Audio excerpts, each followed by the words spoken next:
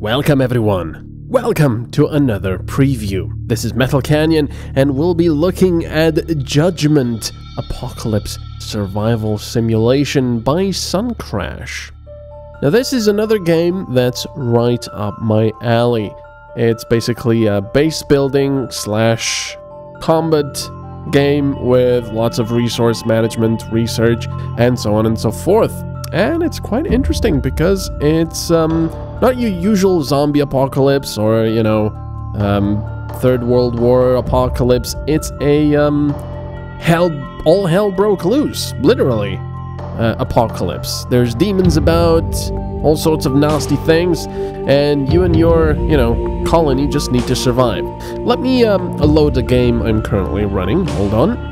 So here we are. This is my little tiny colony. There's not a lot right now, but, you know, I haven't just barely started, but I'm not really, you know, that far ahead into the game. So, I will be making a lot of comparisons to Rimworld on this one because, you know, they share a lot of things together. For example, both are an overhead view like this. Rimworld has more sort of stylized, cartoony graphics.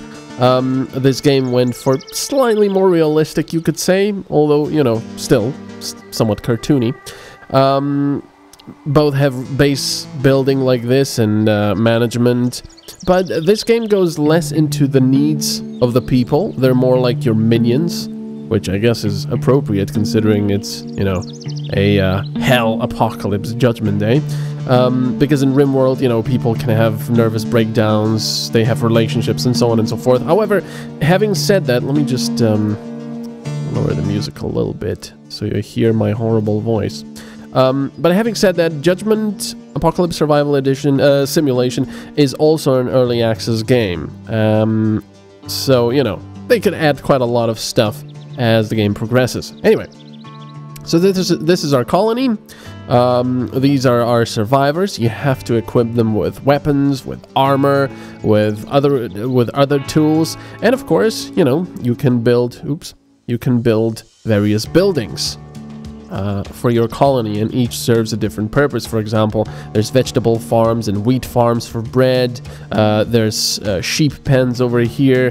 Then every cabin you build, you can build some stuff inside. Now, it might look cluttered, but unfortunately, that's how, you know, that's how the game gives you options, because right now I have two options. I've got a 2x2 log cabin or a 2x3 log cabin. So this one is a 2x2. This one is a 2x2, and you can see that I've got 4 spaces. I've got a bed, I've got a food table, as it's called, where people eat, and I've got an experiment table, which is 2x1 slots.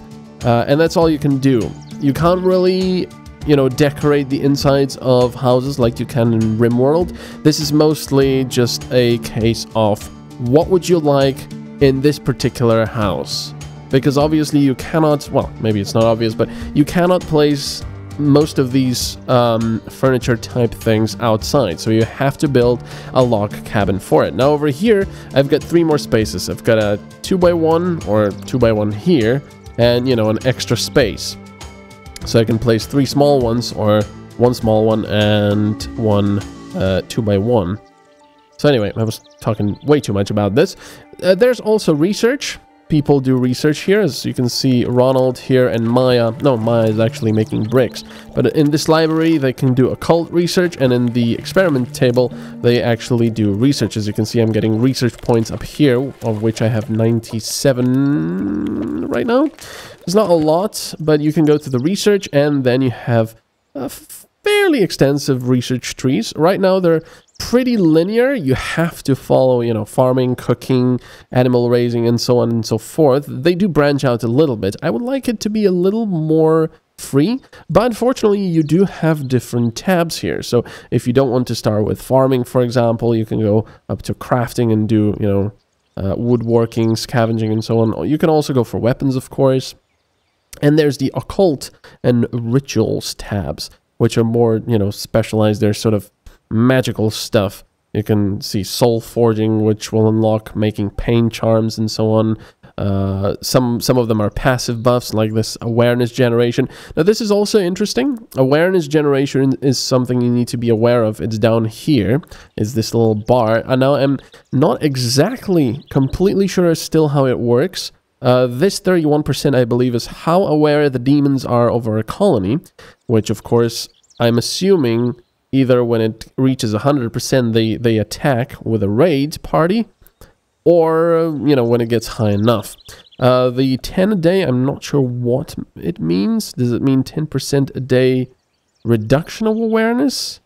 This might be it, because everything, you know, things you do, if you expand, if you have more people, there's more awareness of your colony.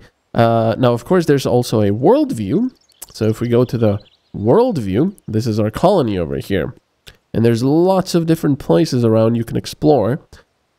There's some survivors over here. This is basically how you get new survivors. You have to rescue them from these missions. Now, the missions are fairly interesting in a way, because you actually go there with your selected group and you fight the demons on a different map, and it's a little more tactical than, well, obviously base building. So you can also pause, you can speed up everything, and there's lots of resources involved. If I go to our inventory, we've got scrap, we've got medicine, water, wood, we've got wooden boards, which we, you know, if you saw wood, you get wooden boards, we've got bricks, and so on and so forth. And over here in the plus, you see what they're currently making, because some of this stuff I ordered more boards and more bricks. But some of this stuff with an A is automatic. I've set bread, for example, to be automatic, while salad and drinking water is the basic stuff that you start with, and they're also set to automatic. No, but that basically means that you set a certain amount of, you know, this item that you wish to have in the colony. So they'll always try to have it above 30 and below 50. Now, just like in Rimworld, when you put something down, some kind of an object or something to build, some kind of a task, they will do it, you know, automatically. So Eric right now is sawing logs, Timmy over there is doing occult research, Maya is making bricks, some people are cutting wood over here. You know, you cannot quite decide what everyone will do yourself unless you click on them and then, you know, actually have them assigned to do a specific task. But usually, you know, they're pretty good at doing whatever you would like them to do. Of course, if you throw down 1,000 different tasks, you know, don't expect the stuff that you want the most to actually take priority. Of course, there are priorities, which I haven't really dabbled in yet. There are priorities. So, drag to change priorities. I think the stuff at the top gets the most priority, but I'm not sure. Anyway, this is all spoilers. We shouldn't even be looking at that, because you need a lot of research to reach all those items. So, if we want to go somewhere on the world map, we simply select our group, which you can manage to add or remove people. And remember, each person has different stats. For example, Greg is a fighter. I've got lots of priests. And, oh, I actually have 3 fighters now. I've also got an engineer, and Grace, which has a fire icon because, oh yeah, she's a survivalist. And these guys are engineers. So everyone has their, you know, ups and downs. I mean, positive and negatives. For example, priests are not very good at fighting, but they do get bonuses to, like, crafting holy items, even though I did that when they leveled up. But, for example, they can... Oh, he's corrupt. Interesting. They get bonuses to research, occult weapons, as you can see, accuracy, damage, occult research, speed.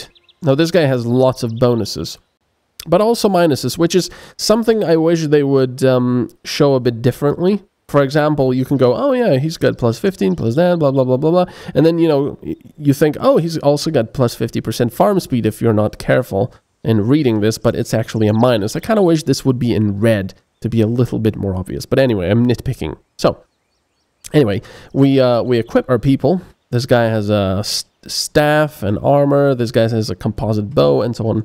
So let's go to the world view and let's go rescue this guy. We've got one werewolf, which I haven't fought yet. We've got 2 fire imps, which are ranged, and an imp. These are easy. No idea about the werewolf. I think we'll be fine. Now, unfortunately, let's send the rescue team.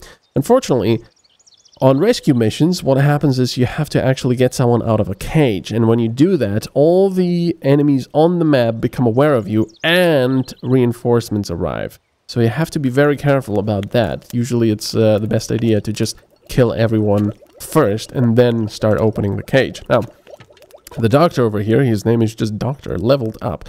So when he levels up, we can select what we want for him. For example, I've selected research and firearms crafting. So now we could do tools expert. Oh, damage and accuracy. Or we can go to craft speed. I kind of like that. Let's give him some extra craft speed. So some of the stuff you select yourself when they level up, and some of the stuff they also start with. For example, this guy's a doctor, so he's got an extra lots of extra research speed, but minus in attack speed, damage, accuracy, and so on and so forth. Of course, everyone has health, so, you know, they can die. Everyone needs to eat, and everyone needs to sleep. That's why they have beds and food. And food works a little bit differently than in Rimworld. It's not just a way of getting sustenance. Each different food gives you a different kind of bonus. So, you know, when they are hungry, they will go and eat one kind of food each. So they'll eat 1 salad and 1 bread, for example, and probably also drink water. So it's good to keep a variety of food for, you know, maximum amount of bonuses. So while those guys are out on the world map, we can, you know, do stuff with our colony over here. Now, what's the next thing? I would kind of like to build a training area. So let's build it, shall we say, over here for now.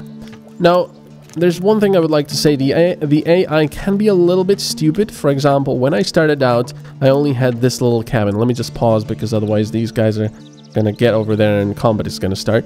I had this little cabin over here and I had to build a well. So I just said, you know, okay, I'll build it right next to it. So I'll get water, you know, quickly. Because I didn't know that you didn't actually need to bring whatever you gathered back to the cabin.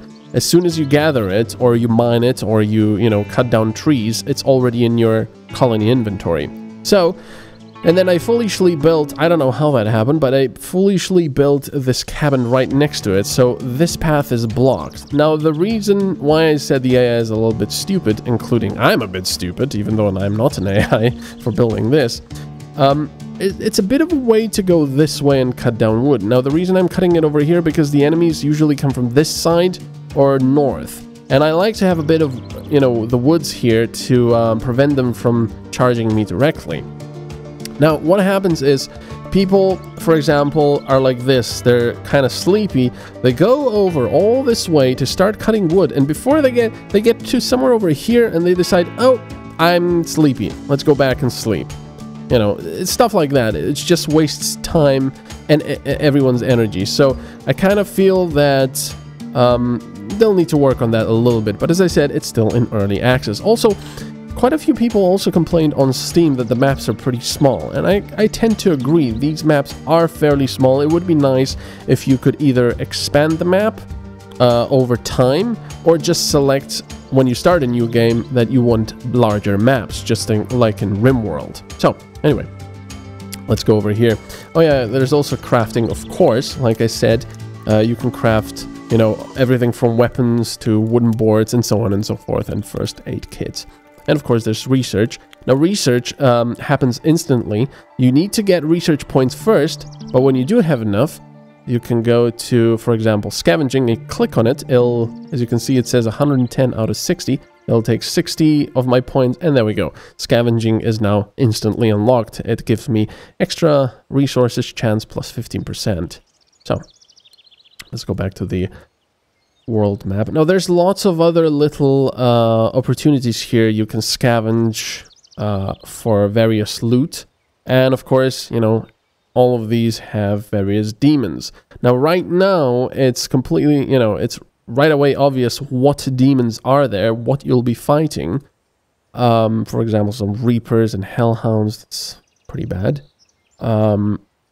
But I have a feeling that in the future you'll need to scout areas first, because otherwise it's pretty easy to decide where you want to go, and there's very little risk involved unless you get stuck in a very bad place. Ooh, there's unknown loot there.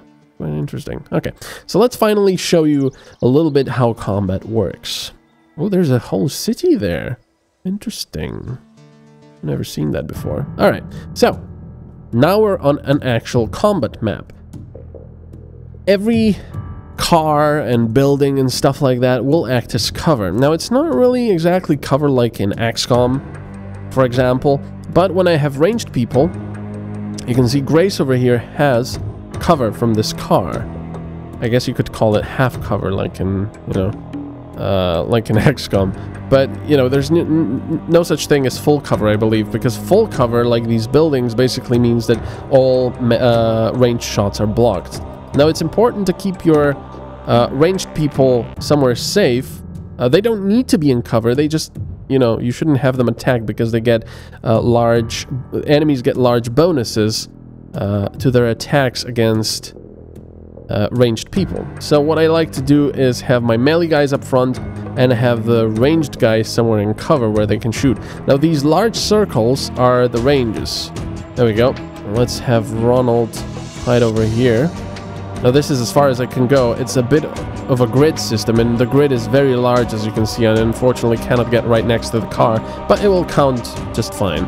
So you're going here, and Greg will go, here. So those, oh, there's quite a few. Those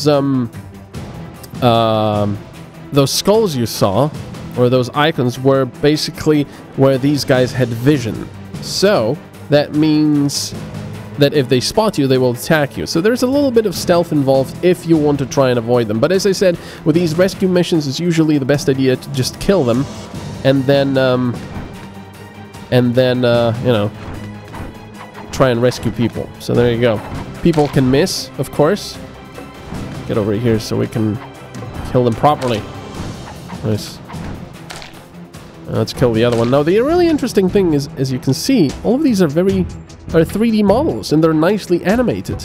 It's kind of weird because the main menu also shows a completely 3D environment. So I'm kind of thinking, are they gonna go for 3D in the future? Because the models are 3D, the buildings could be 3D, I guess. So I don't know. Probably not. I'm just thinking out loud. Anyway, now we have to find the cage. It'll appear as an exclamation mark, but we can also spot it ourselves. It's going to be somewhere on the map. I kind of like the music. And of course, everyone has their health. You have to be careful about that. There's a cage. It's not in the best spot because this building is in the way, so we won't see incoming things. Oops. So now we have to be careful. Now we have to watch out where the enemies will come from. The reinforcements. They're obviously not coming from up here, because otherwise they'd be there already. Uh-oh. There we go. There's a fire imp and a minor demon. Now Ronald is already shooting, and he's killed that thing. Let's kill the minor demon. Combat is fine at the moment, but I kind of wish it would be more... There we go. Maria has been saved. She's another fighter. Excellent. I kind of wish it was more... what to call it? More of a feeling of impact. Oh, bloody hell. They're all the way... They're there. Let's go, guys. Click on the retreat, and everyone will try to retreat as fast as possible. Now, these guys are not ranged, so we'll be fine. We could kill them for the extra XP. You know what? Why not? Let's kill him. Uh-oh, the werewolf is going straight for Ronald. That's no good. Come on, what are you doing? Go over there and kill it. There. We get some extra XP for that. And possibly loot, because they leave behind sulfur and such. Alright, let's get out of here. So this is how combat works. This is how it works, whether your colony is getting attacked, whether you're rescuing someone, whether you're just looting, and so on and so forth. So here's the kills. Here's XP. Everyone got a bit of XP, especially Greg, who got hurt. And we got some sulfur and hides. You wish the task force to return to base? Yes. Alright, so they will return, and of course, right now it's a little bit bugged, I think, because Maria is already there. She should probably appear only when the rest of them are back. But until the rest of them are back, you know, you obviously don't have them here in the colony.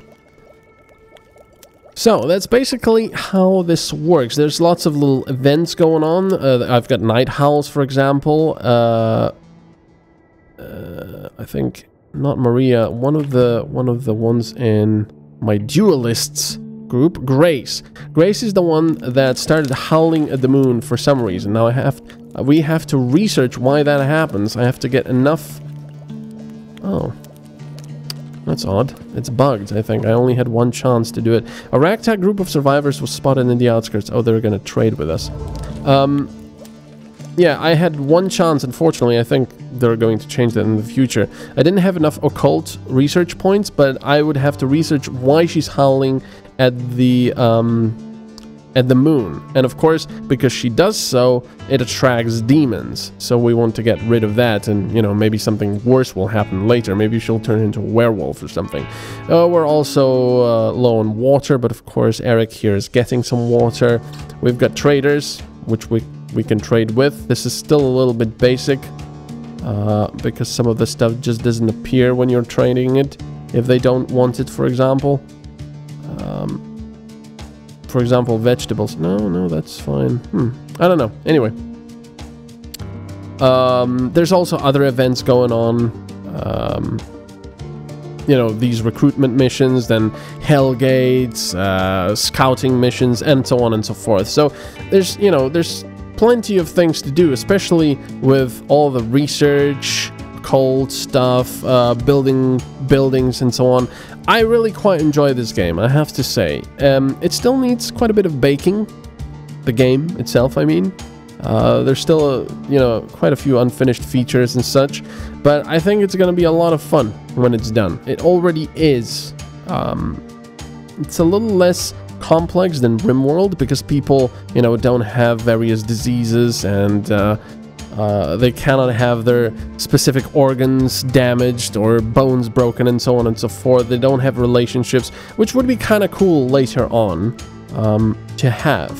But, you know, obviously they don't want to make a Rimworld clone. But yeah, anyway, if you're interested in stuff like this, I can recommend it. It's a lot of fun.